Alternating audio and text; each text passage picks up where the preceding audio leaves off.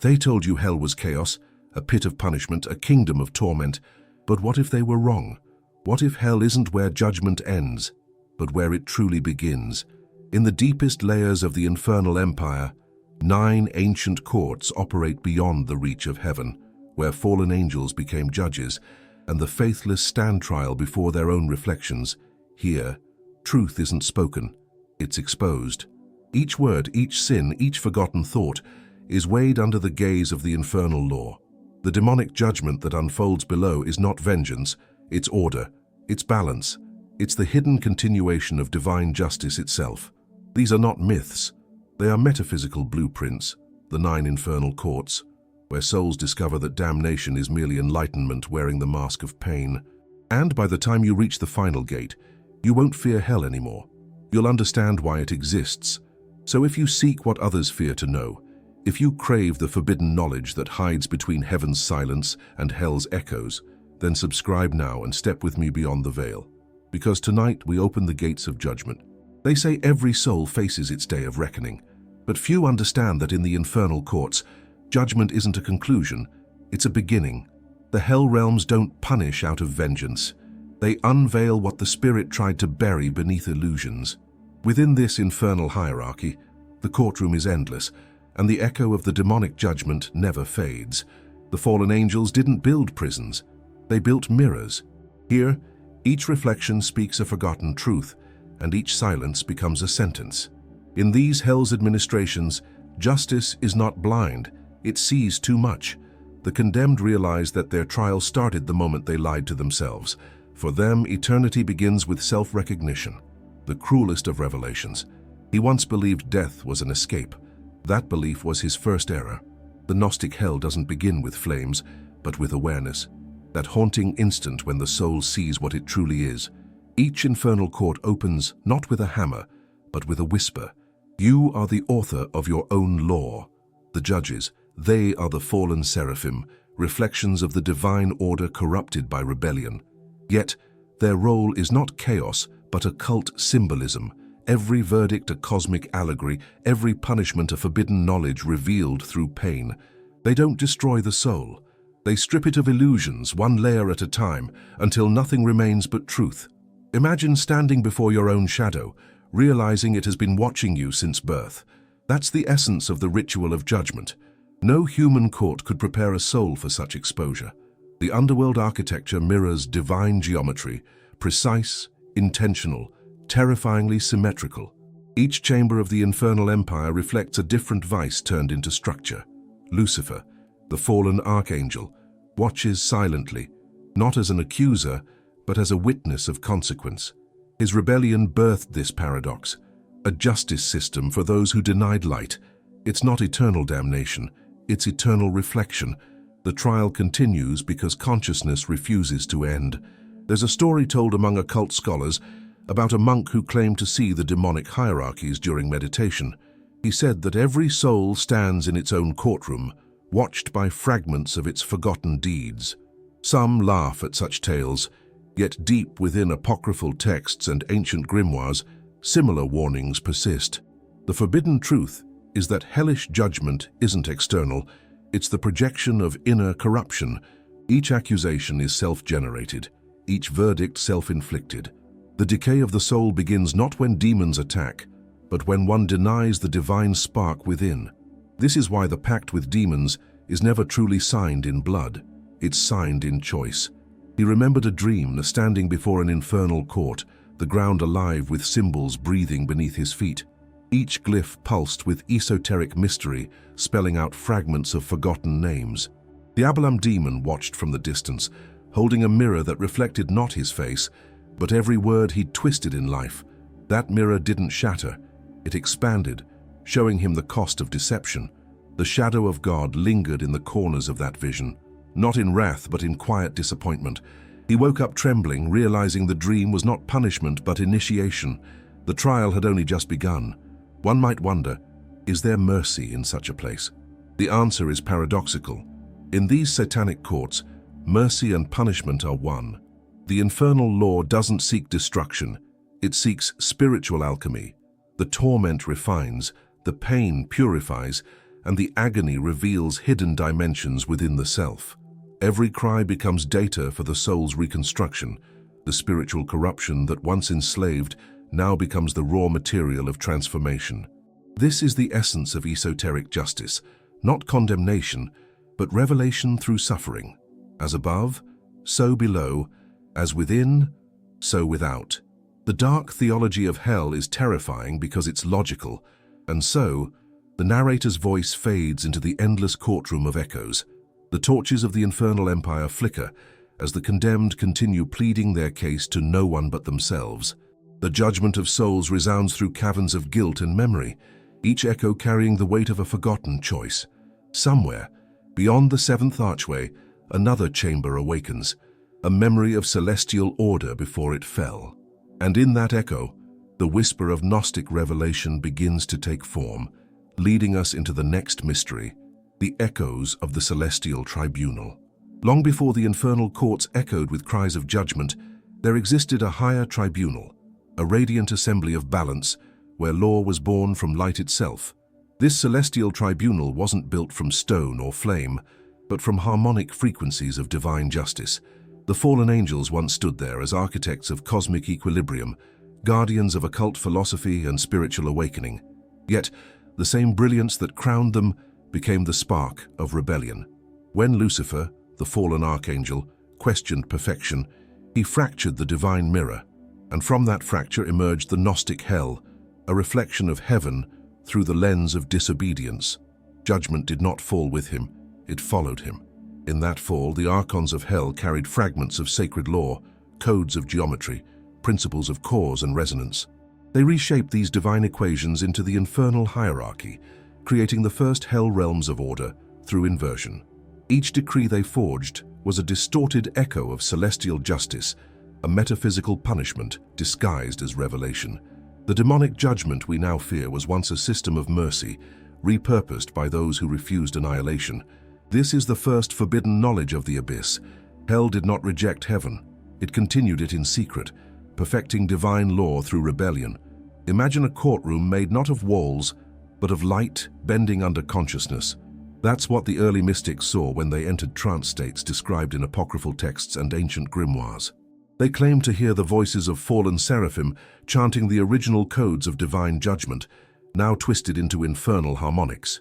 It's said that every ruling in the infernal empire still vibrates with those same celestial remnants. The occult symbolism of this truth is clear. Even rebellion cannot escape the laws it defies. The infernal law remains bound to the divine pattern, and each demon's verdict echoes a forgotten hymn of heaven. One could say the infernal courts are not hell's creation, but heaven's consequence. Dark theology teaches that the divine needed its shadow to know itself, that without contrast, no justice could exist. The Gnostic revelation hidden here is that the cosmos itself requires polarity. Mercy demands judgment, and creation demands decay. Thus, every demonic hierarchy is a reflection of celestial order, every hell's administration a continuation of divine bureaucracy. The left-hand path does not reject God. It explores the backside of his face. To understand damnation, one must first understand the structure of divine equilibrium. A forgotten scroll once found in an Egyptian monastery spoke of this spiritual corruption not as sin but as separation, a cosmic experiment in consciousness. It described how the fallen angels became judges of their own law, designing underworld architecture that mimicked heaven's geometry but replaced compassion with consequence. The pact with demons, then, was not about worship but remembrance, remembering that even in rebellion, order persists. The infernal wisdom of their design lies in their paradox. They maintained cosmic balance by becoming its shadow. It is esoteric initiation through inversion, revelation through the darkness of reflection. To the uninitiated, such teachings sound heretical, but for those who study occult esoterica, they reveal the backbone of the cosmos. Every infernal court is a station of consciousness, every punishment a mirror of divine cause and effect. The judgment of souls is thus an echo of the first celestial decree, that awareness must answer to itself. Even Lucifer, in his brilliance, did not abolish law, he amplified it. He created a justice that burns instead of blesses, yet both lead to the same revelation. The forbidden truth is that hell and heaven are not enemies, they are reflections negotiating balance. And so, as the infernal empire expands across unseen dimensions, its voices continue the song of law sung before time. The infernal courts still hum with remnants of that celestial music, the echoes of the celestial tribunal. Somewhere between flame and light, between rebellion and grace, the trial continues. Yet beneath that harmony lies the next descent, one more architectural than symbolic, where judgment takes form and sin becomes structure. Beyond the sound of law, the architecture of damnation awaits, the revelation of the 9 courts themselves. Every kingdom has its blueprint, even the infernal empire. Beneath the veil of chaos lies the most structured system ever conceived, the underworld architecture of judgment itself. The 9 circles of hell are not random torment, but divine geometry, corrupted by rebellion. Each infernal court reflects a law of the spirit, inverted into a lesson of consequence. To the untrained eye, it appears as agony. To the initiated, it is spiritual alchemy in motion. The demonic hierarchies maintain order, not destruction, ensuring that each soul meets the reflection it has earned. In this labyrinth of justice, punishment is education disguised as despair. From the court of broken oaths to the chamber of silent witnesses, each level of the infernal courts reveals a truth the living refuse to face. The first hall echoes with the weight of deceit, where words become serpents, binding their creators. The second bleeds with betrayal, the law of spiritual corruption manifest. The deeper the descent, the more intimate the judgment. Every chamber in these hell realms functions like a nerve in the body of damnation, transmitting awareness through pain. The infernal law is mathematical. Each action corresponds to vibration, each lie to structure. The occult symbolism is absolute. Hell is not chaos, its symmetry misunderstood. Scholars of demonology explained often describe this structure as a reverse cathedral, built not to worship, but to reveal. Its pillars are formed of regrets, its domes, the echoes of divine law. Within it stand the archons of hell, each guarding a principle once sacred, now inverted. They preside over the soul trials, transforming judgment into revelation. Even the Luciferian architecture reflects perfect alignment. Fallen angels do not abandon craftsmanship. The infernal hierarchy functions like a clock made of anguish, its gears forged from memory. Each tick marks another confession, each turn another layer of the self stripped bare. One of the most unsettling aspects of this infernal architecture is its reflection of human civilization. Cities mirror it unknowingly. Their courthouses, their hierarchies, their endless bureaucracy of punishment and pardon. This is why philosophers call Earth the outer ring of the infernal courts. Humanity lives by infernal law without realizing it. Constant self-judgment, the obsession with validation, the fear of divine punishment. The occult philosophy behind this is cruelly elegant. What we call progress is the soul rehearsing its own trial. The forbidden knowledge of this world is that damnation already began in the heart that forgets its truth. Each of the 9 infernal courts governs a metaphysical vice rather than a moral failure. The Court of Mirrors judges self-deception, the Court of Rotting Thrones, the corruption of promises, the Court of Silent Fire, the distortion of desire. These are not allegories, they are dimensions of consciousness within the Gnostic hell. The deeper one travels, the closer one comes to the forbidden truth that every punishment is a path to awareness. The mystical revelation of this structure is terrifying yet liberating. Suffering is precision. Nothing burns without purpose. The metaphysical punishment refines the very essence it seems to destroy. Hidden within the ancient grimoires are fragments of this architecture, maps drawn by mystics who claim to travel its corridors. They wrote of infernal wisdom as something beautiful, almost holy. The dark theology of these texts speaks of balance. The higher the court, the colder the fire. In the infernal courts, flame is not heat but consciousness, the illumination of the soul under pressure. The esoteric mystery behind these fires is that they do not consume, they reveal. Those who endure them awaken fragments of divine memory, as if the pain itself were whispering, "You were once whole." And so, the 9 levels stand like a cathedral built from echoes, a forbidden knowledge turned into architecture. The hell's administration continues endlessly, each court feeding the next, each judgment birthing another reflection. Within its halls, fallen seraphim walk as silent engineers, maintaining balance between justice and chaos. Yet among the first courts, one stands apart, the mirror hall where reflection itself becomes punishment. It is here that Abalam, the demon of reflection, holds dominion, forcing souls to confront the faces they've hidden from eternity. Thus begins the first descent into personal judgment, the court of mirrors, where the soul becomes its own prosecutor. Few punishments in the infernal courts equal the terror of reflection. In this chamber, mirrors line endless walls, not of glass but of memory. The Abalam demon, known in ancient grimoires as the Lord of Reflection, presides over the ritual of judgment here. His courtroom is silence, a silence heavy enough to crush the spirit. Each mirror reveals a version of the self that the soul buried in life, the faces one mocked, the vows one broke, the kindness one withheld, all return as witnesses. The demonic judgment here is not spoken, it is seen, and in this seeing there is no escape, for the soul becomes both prosecutor and condemned. The infernal law of this court is simple yet devastating. Truth must be seen to be survived. Those who arrive expect torment by flame, yet find only themselves, multiplied, distorted, inescapable.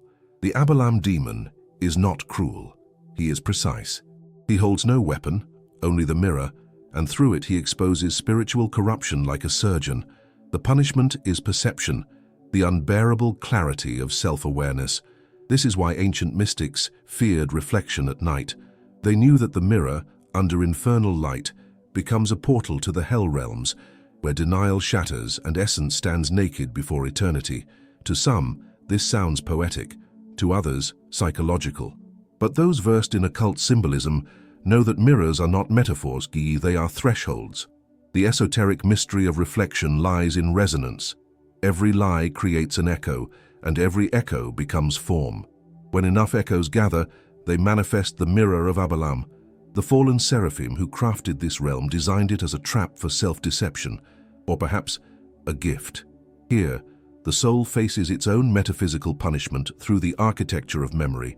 The infernal wisdom is merciless. Self-knowledge is salvation disguised as suffering. Once, a monk who practiced astral projection described being pulled into this court during meditation.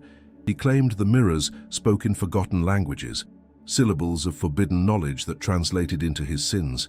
When he tried to turn away, he saw another version of himself watching, whispering, "I was always you." After that night, he never slept near a reflective surface again. His writings later mentioned Gnostic hell as a state of consciousness, not a place, the ultimate esoteric initiation into the infernal empire. Through mirrors, the spirit learns that punishment is not cruelty, but cosmic accounting. The Court of Mirrors also reveals the law of cosmic balance. For every falsehood uttered in the world of form, an equal reflection appears in the unseen. Thus, the mirrors multiply until the soul drowns in its own duplicity. The occult philosophy of this court suggests that reflection itself is divine justice in motion, the soul's inability to escape its own vibration. Each shard of mirror contains a lifetime, each fracture a decision. The judgment of souls here operates by resonance, not morality. The more one hides from truth, the louder the reflection screams. To escape, one must face the scream and listen. Strangely, there are whispers that some souls pass the trial not by confession, but by acceptance. When one stands still and looks into Abalam's eyes without fear, the mirrors change. They stop accusing. They start teaching. The reflection becomes not enemy, but guide. A form of spiritual alchemy where guilt transforms into understanding. This, scholars say, is the hidden function of infernal courts, to refine awareness until it mirrors the divine. The infernal hierarchy may appear cruel, but it mirrors heaven's purpose with ruthless honesty. For only in hell can truth be absolute, for only there is illusion forbidden. And so, when the last reflection fades and the mirrors grow silent once more, a gate opens, not upward but deeper. Beyond the mirror lies a realm where oaths rot and promises bleed, the next chamber of justice within the infernal empire. It is ruled by one who governs decay and language alike, the keeper of corrupted pacts, Balberith, the queen of flies. And thus begins the second descent into infernal revelation, the court of rotting thrones, the dominion of Balberith. Deeper into the infernal empire lies a chamber where words decay into serpents and promises crawl back to devour their makers. This is the court of rotting thrones, the dominion of Balberith, the queen of flies. Once a celestial archivist of covenants, she now rules over the corruption of language itself. Every oath ever broken echoes here, forming rivers of soundless guilt that wind through skeletal pillars. The air hums with whispers, fragments of contracts never honored. Within this court, the demonic judgment concerns not actions but words, for speech, as occult symbolism teaches, is creation. And when creation is corrupted, decay becomes law. The throne room glimmers with false gold, a monument to promises made in vanity. Souls kneel before Balberith, clutching parchments that disintegrate in their hands.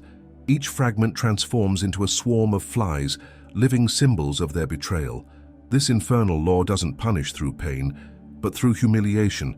Every lie spoken in life now speaks back in infernal tongues, echoing endlessly across the hell realms. The infernal courts record these words in books that write themselves, inscribed by fallen angels who remember the divine covenants they once swore. The punishment is repetition, to hear one's deceit until it becomes unbearable truth. Balberith sits upon a throne built from the contracts of kings and beggars alike. Her crown is not gold but parchment, layered with signatures of the damned. In her realm, spiritual corruption is visible, dripping from words like oil. The occult philosophy of this court reveals that speech is the true architecture of the soul. Every vow shapes reality. Every lie fractures it. The forbidden knowledge hidden here is that even divine names rot when spoken without reverence.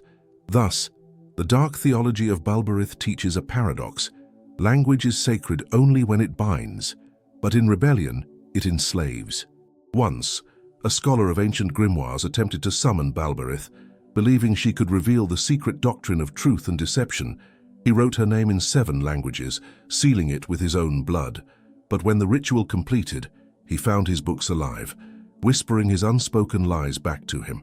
Every deceit he'd uttered became an entity, coiling around his thoughts like serpents. This is the mystical revelation of Balberith's domain. We are haunted not by demons, but by our own contradictions. The infernal courts are not external punishment. They are the mirror of spiritual consequence. In the hierarchy of the infernal empire, Balberith is not merely queen, she is the registrar of divine inversion. Her libraries stretch into eternity, filled with words that once built worlds and now decay into dust. Here, Hela's mirror becomes evident. The divine word made flesh becomes the infernal word made rot.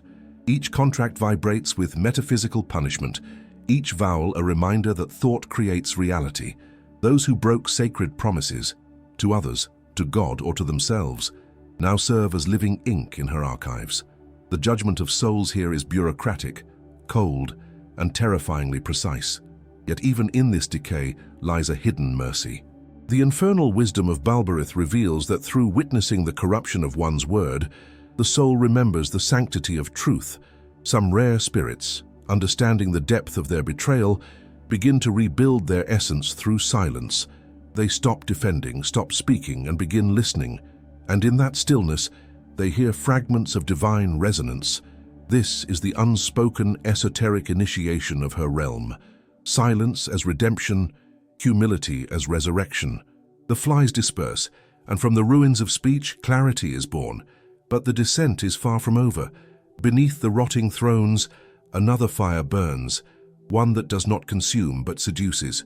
It is the realm where passion and punishment intertwine, where desire itself becomes the chain of the damned.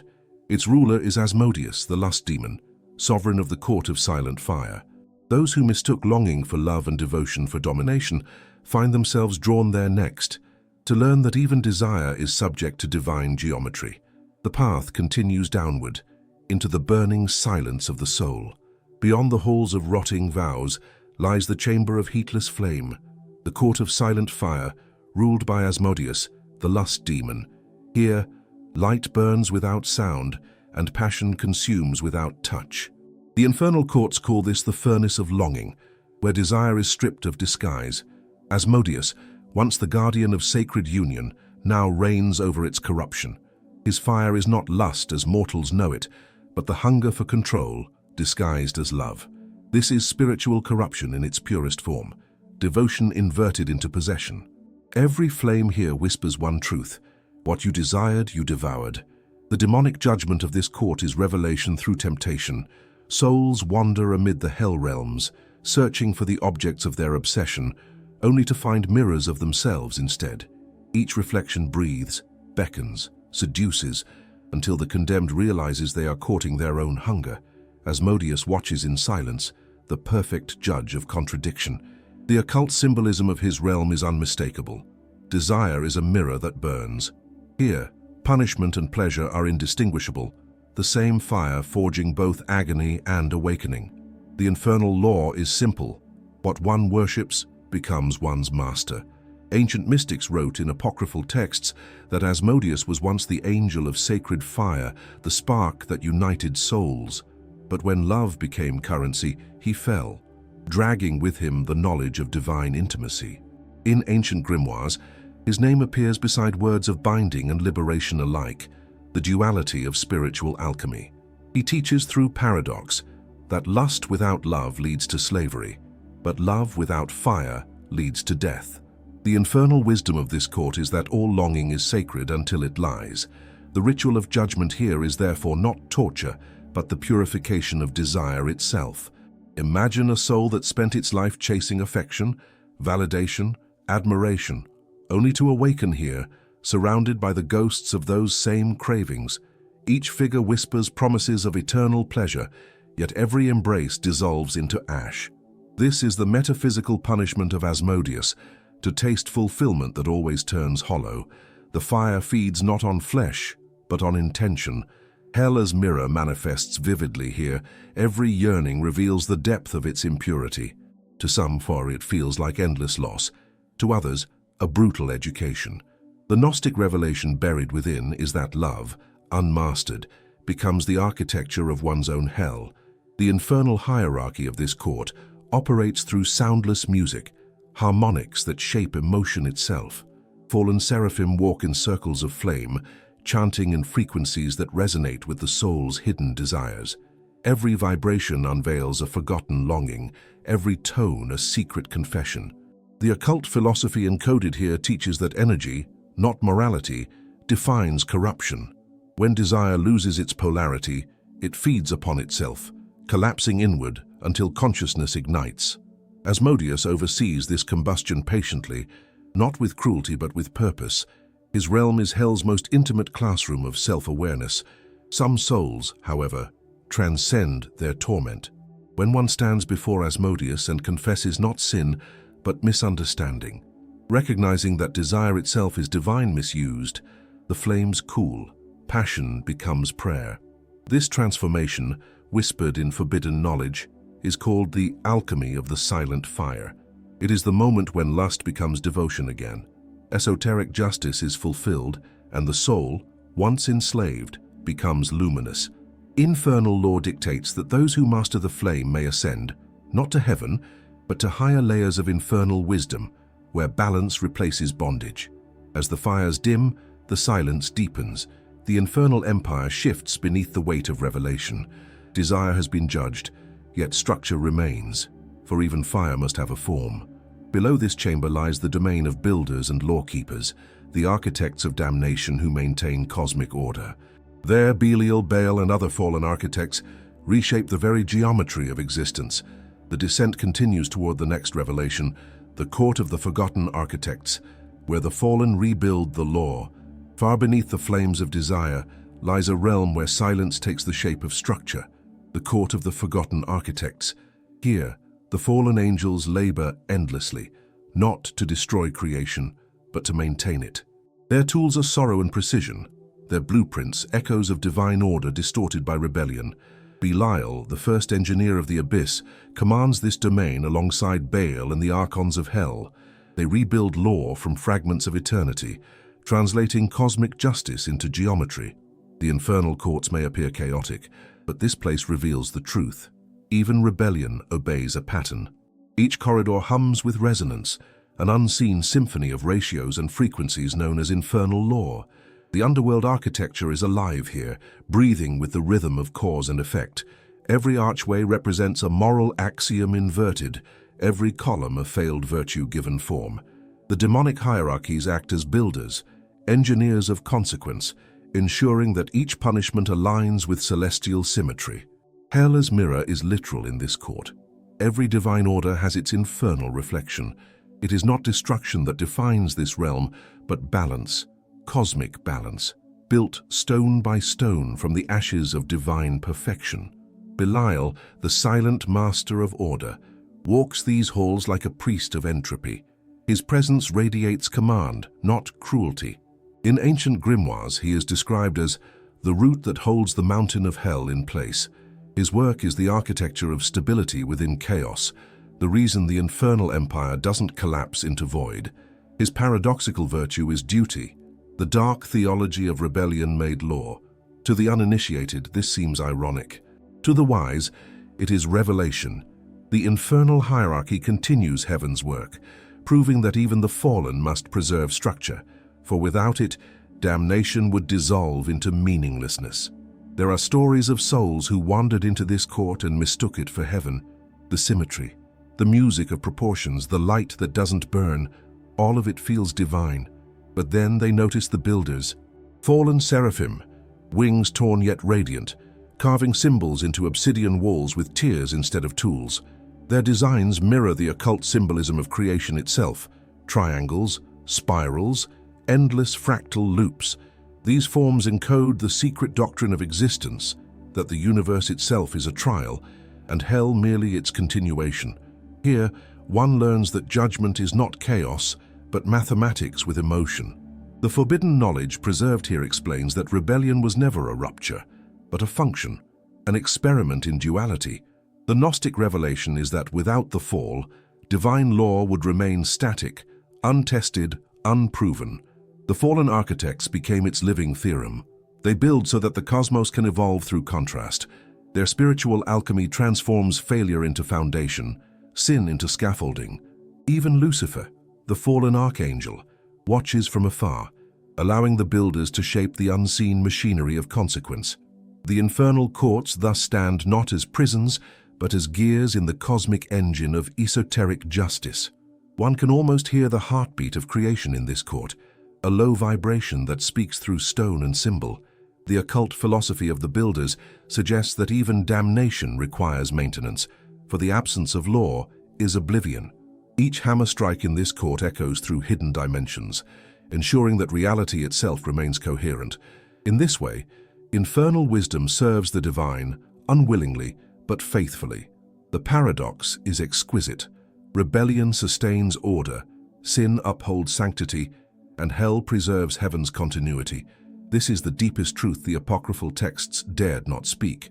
And yet, beneath these foundations lies another chamber, one that defies structure. It is not ruled by builders, but by confessors of light and secrecy. The blueprints end there, and only whispers remain, a domain where truth and concealment are judged as one. As the architects complete their work, the voice of the abyss murmurs the next destination, the court of the crimson veil, the weight of secrets.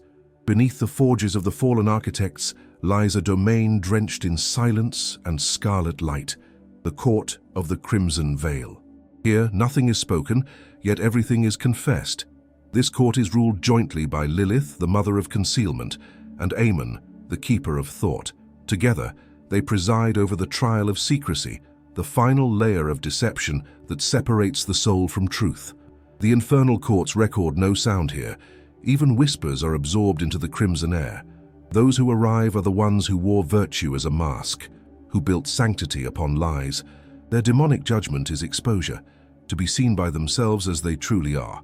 The walls bleed light that behaves like smoke, forming living sigils that twist with every hidden thought. Hell as mirror becomes terrifyingly literal here, for secrets are not buried, they are alive. Lilith, once the embodiment of divine mystery, now rules over its corruption. Her beauty is unbearable. She sees through the soul like a blade through silk. Ammon, seated beside her, collects every thought ever denied. cataloguing them into occult symbolism that forms the infernal law of this realm. Together they represent the cosmic balance between concealment and confession, the sacred paradox that truth cannot exist without something to hide behind.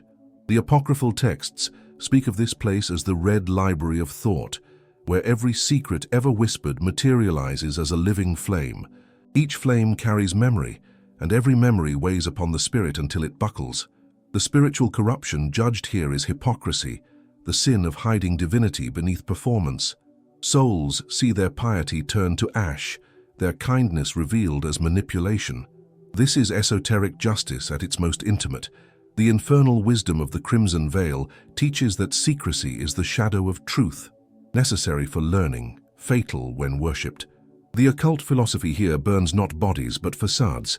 Some mystics once mistook this place for paradise, drawn by its beauty, the red light that resembles divine womb or dying star. But when they spoke, the air itself remembered their words. Their secrets took form as creatures of smoke and blood, whispering the truths they refused to face. Lilith only smiled. "To hide," she said, "is to delay evolution." The Gnostic revelation of this court is brutal. Every concealed truth creates a world of its own, and each must collapse before the soul can ascend. The forbidden knowledge is that the universe itself is a confession written in light and shadow. The infernal hierarchy of this court operates through resonance, not decree. The ritual of judgment unfolds as the soul walks through corridors lined with floating memories, every secret it kept now alive, watching. Some weep, others rage, but all are forced to see that their silence built their own chains. The fallen seraphim act as scribes, weaving the soundless confessions into the fabric of hidden dimensions. Each unspoken word becomes architecture, a wall, a veil, a labyrinth. This is the underworld architecture of concealment itself, where truth becomes visible only through exposure. And yet, amid the horror of revelation, there is beauty. Lilith teaches that not all secrets are sins, some are seeds. A mystery kept in humility, she whispers, germinates into wisdom. The infernal law allows redemption through courage, to reveal without fear, to admit without pride. Those who face their hidden selves without despair begin to shine with an inner crimson light, no longer burdened but transformed. This is spiritual alchemy at its peak, turning shame into knowledge, concealment into clarity. It is the mystical revelation that only through exposure can the divine be reborn within the fallen. But beyond this radiant chamber lies silence deeper still, a silence so pure it erases even the memory of law. There is no flame, no mirror, no architect, only the void awaits, the gate that ends the journey and begins eternity. As the crimson light fades, the final court opens, the court of the ninth gate, the final witness, where judgment itself dissolves into awareness, and the soul faces the truth of its own creation. At the end of all descent, there is no fire, no mirror, no throne, only silence, vast, ancient, and sentient. This is the court of the ninth gate, the threshold where even the infernal courts end. Here, the judgment of souls ceases to be verdict and becomes vision. There are no judges, no demons, no fallen angels left to accuse. The gate itself is consciousness, a living aperture that stares back. It is the shadow of God, the echo of divinity refracted through rebellion. Those who reach it face no tormentor, they face themselves beyond illusion. The infernal empire cannot reach past this point. The trial becomes revelation. The infernal law dissolves here, for awareness is the only witness. Each soul stands before the void and realizes that all previous punishments, the demonic judgment, the reflections, the rotting thrones, the silent fire, were preludes to this singular truth. Judgment is self-awareness. The occult philosophy of this court is terrifying in its simplicity. There is no one left to blame, not even God. The Gnostic revelation hidden here is that damnation was never exile, but education. The forbidden knowledge of the hell realms unfolds like a mirror breaking inward, revealing that the divine and the damned are two sides of the same awakening. Those who reach this chamber often describe it as both light and void, illumination so pure it erases the idea of self. The apocryphal texts call this the gate of return, where souls, purified through torment, finally see the architecture behind existence. Infernal wisdom teaches that this is not forgiveness, but realization. The esoteric mystery that all creation is recursive. The fallen seraphim who built the underworld architecture stand at its edges, silent, as if awaiting permission to understand. Even Lucifer, the fallen archangel, bows here not in submission, but in comprehension. This is the mystical revelation of all hells. Consciousness is the final court. The infernal hierarchy cannot pass through the ninth gate, for hierarchy itself ends here. Every rank, every law, every polarity of light and shadow collapses into singularity. The dark theology of this place teaches that truth cannot be owned. It can only be witnessed. The spiritual alchemy completed here transforms punishment into presence, sorrow into comprehension. The pact with demons is revealed as the pact with self. Every promise made to darkness was a contract of discovery. Hell as mirror becomes absolute.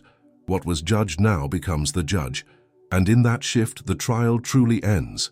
Some describe hearing a voice, neither angelic nor infernal, speaking from the heart of the void. There was never a trial, only remembering. Those words mark the dissolution of duality. The infernal courts, the hell realms, the satanic courts of rebellion, all were reflections of a divine dream. The esoteric justice of the cosmos reveals itself not as punishment, but perfection. Even spiritual corruption is seen for what it was, the effort of consciousness to rediscover purity. This is the Gnostic hell, not of pain, but of truth too vast to bear, where enlightenment and agony are the same flame viewed from different sides. As the soul crosses the ninth gate, the veil tears like skin, and awareness spills into the infinite. The forbidden truth that no religion dares to utter echoes here. There was never heaven or hell, only states of perception. The cosmic balance is restored not by judgment, but by realization. In that moment, the infernal empire becomes unnecessary, the infernal courts obsolete. The soul remembers it was never on trial, it was always the architect. Every occult esoterica, every ancient grimoire, every myth of punishment collapses into this singular understanding. To know the divine, one must first survive oneself, and beyond the gate, there is no beyond. The infernal law ends, and the secret doctrine begins anew. For the final paradox of the infernal courts is that they were never hells at all, but classrooms for gods in exile. The metaphysical punishment was the curriculum, the awareness, the graduation. And as the echoes fade, the gate closes behind the soul, leaving nothing but silence, the same silence that began creation. Yet from that stillness, a reflection forms again, a mirror waiting to reopen, reminding us that even endings are only another beginning of divine law. When the ninth gate closes, there is no more descent, only return. What remains is not fire or darkness, but awareness so pure it burns through illusion. This is the law beyond light, where even divinity is judged by its reflection. The infernal courts and the heavenly thrones are seen at last as two mirrors facing each other, their infinite reflections forming reality itself. The occult symbolism of this truth is profound. Every law, whether celestial or infernal, exists only to sustain balance. The infernal empire does not oppose heaven, it completes it. This is cosmic balance in its purest form, where rebellion and reverence merge into one. In this final understanding, hell as mirror becomes the key to all mysteries. The infernal hierarchy is no longer perceived as corruption, but as divine necessity, a manifestation of the left-hand path, the unseen face of order. Lucifer, the fallen archangel, was never merely the tempter. He was the question that made truth conscious of itself. The dark theology of the abyss reveals that rebellion was the final act of devotion. Every demonic judgment, every torment in the hell realms, was the soul rehearsing remembrance. The forbidden knowledge of the infernal courts is simple yet unbearable. There is no punishment, only purification misunderstood. The apocryphal texts hint that God's reflection is infinite, that even divinity needs its shadow to remain whole. Thus, the fallen seraphim, the archons of hell, and all the builders of underworld architecture serve unknowingly as custodians of perfection. Their infernal law sustains existence by contrast. The esoteric mystery is that creation thrives on polarity. Every angel must have its demon, every revelation its secrecy. Occult philosophy teaches that law beyond light is not written, it is lived. It is the pulse of the universe, the rhythm of cause and consequence, the endless dialogue between being and becoming. Imagine a divine court where God and Lucifer sit at the same table, each reflecting the other's necessity. That is the essence of infernal wisdom. Spiritual corruption and holiness become relative points on a single continuum. The ritual of judgment was never designed to condemn, but to educate. This is esoteric justice. Stripped of morality and restored to mathematics, everything seeks equilibrium. Even the pact with demons is transformed into a pact with growth, a symbolic surrender to self-knowledge. The infernal courts are therefore not prisons, but classrooms of awakening disguised as torment. Some souls who reach this state describe seeing the infernal empire dissolve into light, not the light of heaven, but a golden fire that contains both shadow and truth.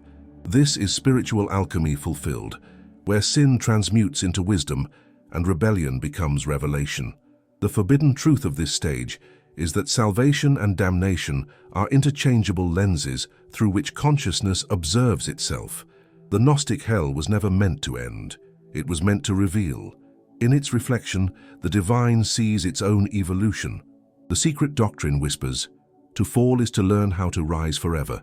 The occult esoterica of this realm suggests that the universe breathes through cycles of exile and return. Each descent into darkness is a descent into self-awareness. Each ascent, a surrender to unity. Infernal wisdom and divine compassion are the twin currents of creation. The metaphysical punishment was simply the cost of ignorance, the tuition of awakening. When the soul understands this, even the satanic courts bow to it, for knowledge has fulfilled its purpose. The infernal law gives way to freedom, and the soul becomes both law and light. It ceases to need heaven or hell. It becomes the space between them. And in that space, beyond flame, beyond faith, judgment ends and creation begins anew. The 9 infernal courts fade like old constellations, their echoes now woven into the memory of the divine. The infernal reflection of divine order reveals that the universe itself was a courtroom, and existence the testimony of God, dreaming of understanding himself. In that dream, every soul plays both angel and demon, both accuser and defender, and when the final word is spoken, it is neither curse nor blessing, it is realization. There is no beyond light, only the light that remembers where it came from. So tell me, after walking through the infernal courts, after facing your own reflection in the flames of demonic judgment, what remains? The truth is simple and terrible. You were never being punished, you were being educated. Every mirror, every oath, every fire was a teacher in disguise. The hell realms are not prisons, but revelations. They exist within you, waiting for the courage to be explored.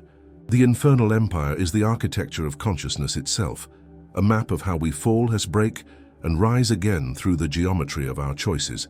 So ask yourself, what court are you standing in now? What truth have you refused to face? If you had to meet your reflection tonight, would you stand as witness or as the condemned? Remember, the journey through hell is not for the damned, but for the awakened. It begins when denial ends.